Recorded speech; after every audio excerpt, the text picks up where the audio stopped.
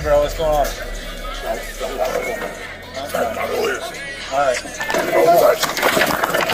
Ce type noir a bu sans payer. Ce jour-là, c'est lui qui a clairement enchaîné le plus de shots au bar. Five nine right away! 5-9 right away!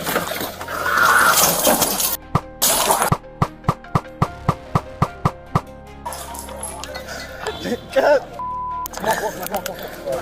Give me that! Par une douce soirée de printemps, plus précisément vers 19h, le 18 mai 2022, à Atlanta, dans l'État de Géorgie, aux États-Unis. Un événement inhabituel s'est produit dans l'atmosphère feutrée d'un restaurant de steak haut de gamme situé au nord de la ville. Un jeune homme de 22 ans, nommé Nigel Collins, s'est présenté avec accroché à sa ceinture. Ce restaurant était son ancien lieu de travail, avant qu'il n'en soit renvoyé en 2020 à la suite d'un acte de violence vers un collègue. Depuis cet incident, la vie de Nigel semblait s'enfoncer dans l'obscurité d'une profonde crise mentale. Les caméras de surveillance ont capté l'intégralité de la scène qui s'est déroulée ensuite.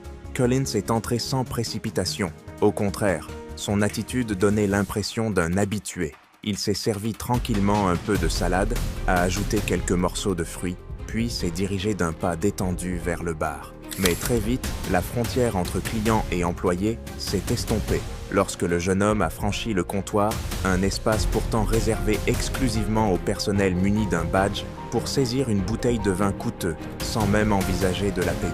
Ce qui empêchait qu'on prenne la scène à la légère, c'était bien sûr la présence visible de sa ceinture.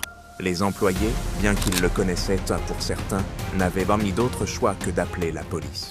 Atlanta 911, operator 3469, what's the rest of your emergency? We have a guy in here with a gun and he's acting very, very weird. Okay, did he point at you? No, he just has the gun on his belt and he's yelling at employees in the building. He wants to drink alcohol from the bar. Is he a guest and he just refused to leave? No, he walked in, he didn't want to sit in the dining room. I tried to sit him at the table. He started yelling at me. He said that he wanted to go to the bar. Then he tried to order, the most expensive liquor that we have. It's like a $400 shot. And now he just walked to the salad bar and started grabbing food. And then he called another employee and started yelling at him because nobody's taking care of him. Let me have a description of it. Is he black, white, Hispanic, and what is he wearing? He's black, short, skinny. Like spiky hair, and he's got golden teeth. Okay. All right, we will get someone out. Après l'appel passé à la police, une employée a tenté à plusieurs reprises d'approcher Collins, cherchant à le raisonner avec douceur pour qu'il quitte les lieux. Mais le jeune homme refusait toute coopération. Au contraire, il leva la tête et but une longue gorgée de vin, comme s'il interprétait le rôle principal d'un drame personnel. Juste après, il renversa le reste de la bouteille sur le sol, un geste qui fit basculer l'atmosphère dans une tension lourde et provocatrice. Plus personne n'osa s'approcher. Tous se contentèrent d'attendre l'arrivée des forces de l'ordre. Cependant, en raison du manque d'agents disponibles dans le secteur, ce n'est qu'au bout d'une vingtaine de minutes que 2 policiers arrivèrent sur place. À cet instant précis, nous visionnons les images enregistrées par la caméra embarquée du premier agent.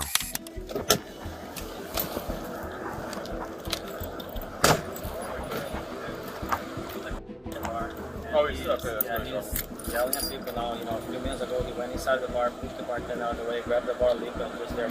L'homme en chemise claire que l'on aperçoit est le gérant du restaurant. Lors d'un bref échange avec les policiers, il explique que, le suspect portant une bien visible à la ceinture, l'agent de sécurité sur place n'a pas osé intervenir. La situation était bien trop délicate pour prendre un tel risque. Les 2 officiers de police entament alors leur progression à l'intérieur pour localiser le suspect. À ce moment-là, de nombreux clients s'étaient déjà rassemblés devant l'entrée.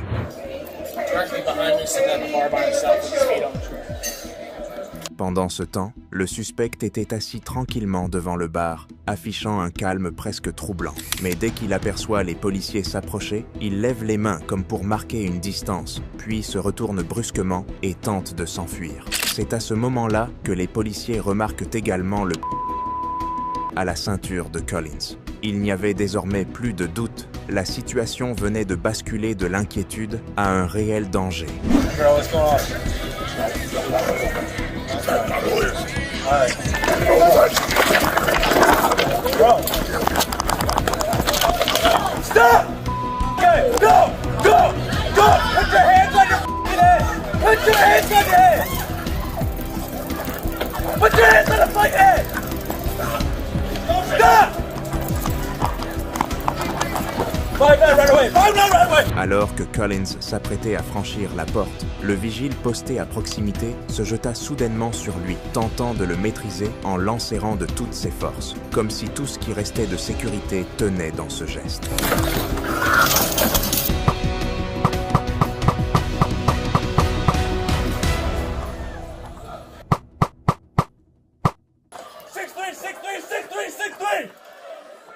La scène a sombré dans le chaos en une fraction de seconde. Au cours de la lutte, Collins a appuyé sur la touchant le garde qui le plaquait au sol. L'un des deux policiers, témoin direct de l'incident, a réagi par réflexe. Il a dégainé son et plusieurs directions du suspect. Nous allons à présent suivre la suite des événements grâce aux images captées par la caméra de vidéosurveillance du restaurant. Bro, what's going on? Alright. Bro. Stop! Put down the gun! Go! Comme le suspect refusait d'obéir aux injonctions des policiers, l'un des deux officiers s'est vu contraint d'utiliser un à impulsion électrique pour le maîtriser. Pourtant, la décharge n'a eu que peu d'effet. Collins a conservé sa capacité à se mouvoir. Lorsqu'il s'est soudainement précipité vers la sortie, un agent de sécurité posté à l'entrée a eu le courage de lui faire obstacle, malgré le danger. Malheureusement, ce vigile n'était pas équipé d'un gilet pare-balles comme les policiers et il a été atteint à l'abdomen par un du suspect. Le policier le plus proche de la scène a aussitôt riposté avec son arme. Five down, right away! Five down, right away!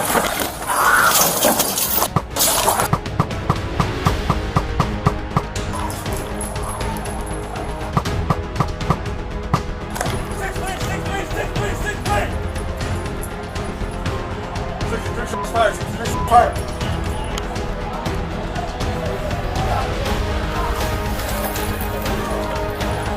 Go to the shop!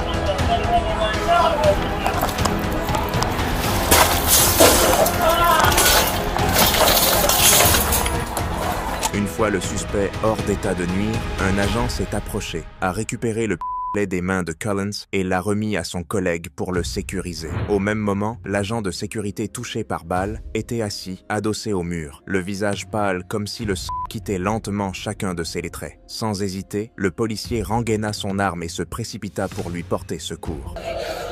Huh? Right over the security guard's head.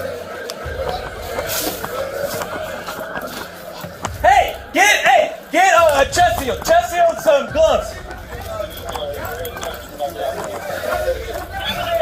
À peine 5 minutes après les coups de feu, les secours médicaux arrivèrent sur les lieux. Ils prodiguèrent les premiers soins, puis évacuèrent le vigile blessé en ambulance vers l'hôpital. Pendant ce temps, le policier qui avait ouvert le feu sortait à son tour du restaurant. Bien que sa mission fût accomplie, il paraissait encore tendu, sonné, comme incapable de détacher son esprit de la scène qui venait de se dérouler.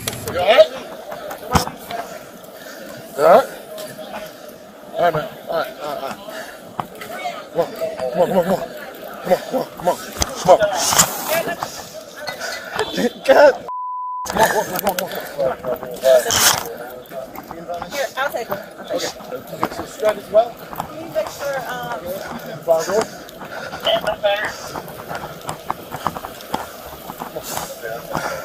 Était-ce la culpabilité, la pression psychologique ou simplement le contre-coup immédiat du choc? On ne saurait le dire avec certitude, mais il était clair que le policier qui avait montrait des signes de déséquilibre. Il restait figé, le souffle court. En le voyant ainsi, le superviseur et un collègue se sont empressés de l'éloigner de la scène, l'installant dans un coin plus calme pour qu'il puisse reprendre ses esprits.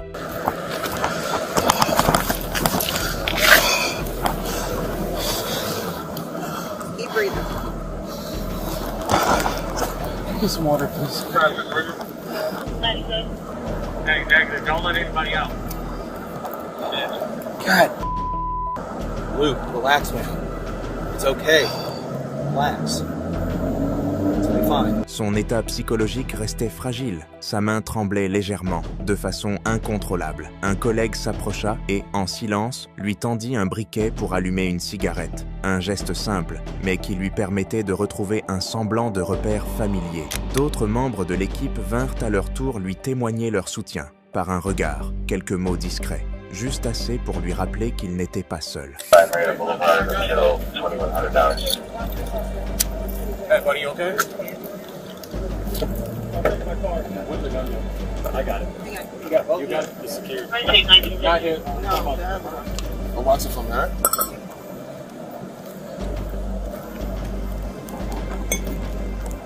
Security guard, okay? Yeah, he's been transferred.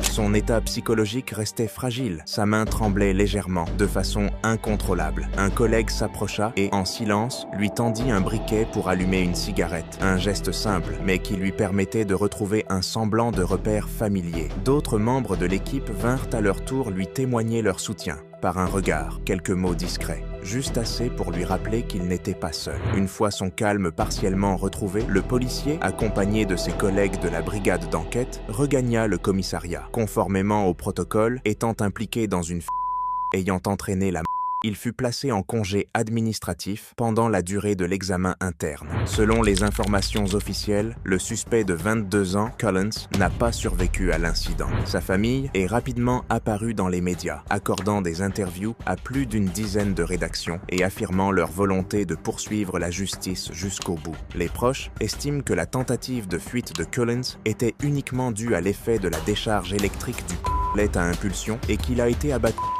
de manière injustifiée alors qu'il était en état de panique. Sa mère a également déclaré que son fils souffrait de troubles mentaux, mais qu'il était une personne affectueuse et bienveillante. Ce jour-là, ayant perçu chez lui des signes d'instabilité, elle avait appelé les urgences pour qu'il soit pris en charge. Malheureusement, l'ambulance n'est jamais arrivée à temps, laissant la possibilité à Collins de quitter la maison et de se rendre au restaurant dans un état hors de contrôle. Peu après, la famille Collins, soutenue par plusieurs sympathisants, a organisé une manifestation près du lieu de l'incident. Ils ont également engagé un avocat pour poursuivre la ville, le commissariat, les officiers impliqués, le restaurant ainsi que la société de sécurité, réclamant des réparations. Ce qu'ils recherchaient, sans doute, allait au-delà de la justice. Une explication à une perte encore sans nom. Après 2 années d'enquête, la police d'Atlanta a conclu que l'usage de l'arme à feu par officier était justifié dans un contexte de menace immédiate. Le procureur local examine actuellement les résultats de l'enquête afin de rendre sa décision finale.